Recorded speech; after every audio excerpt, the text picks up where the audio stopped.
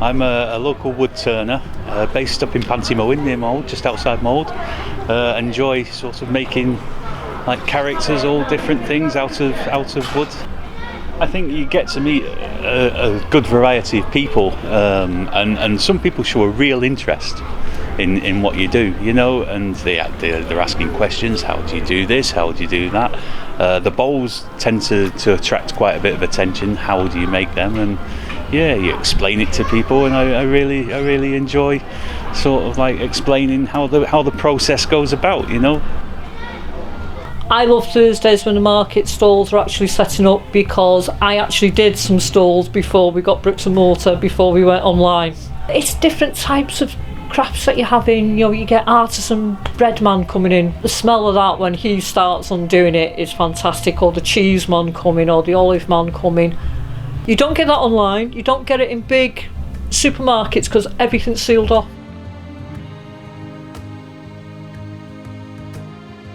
I'm Rebecca, this is my small business. It's called Meet Me in the Morning. I started it this year with the view of going around to markets and different events, and then also being available for private hire. So I serve coffee, hot chocolate and tea, and all manner of hot drinks from the horse box. The community feel is something I didn't know existed, and perhaps I was quite ignorant to it before starting this. All of our areas are kind of described as market towns, and I think our generation didn't really understand what that meant or what that entailed, because we haven't grown up with it. But now it's on the rise again, and as a newcomer to a market, I can't believe how welcoming and lovely everyone is. The atmosphere is great, the traders are great, and everyone looks after each other. I've been trading nearly 13 years now. Started off with a little tiny 3-foot table, and now I fill 3 6-foot tables. I make everything from wax melts, I do candles, I do incense sticks, I do teddies, I do crystals, and I make as much as I possibly can.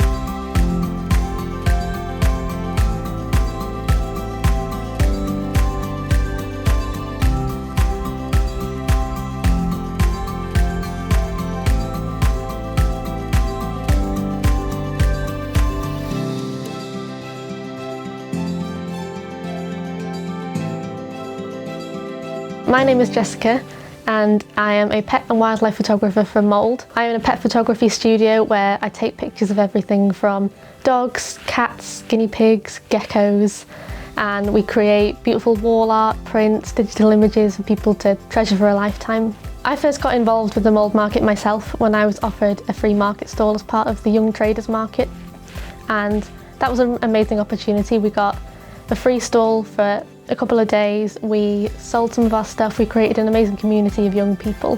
I think there was about 4 of us on each day, and it was a really nice atmosphere that we could connect with each other, and we supported each other's businesses, and it was just a lovely opportunity.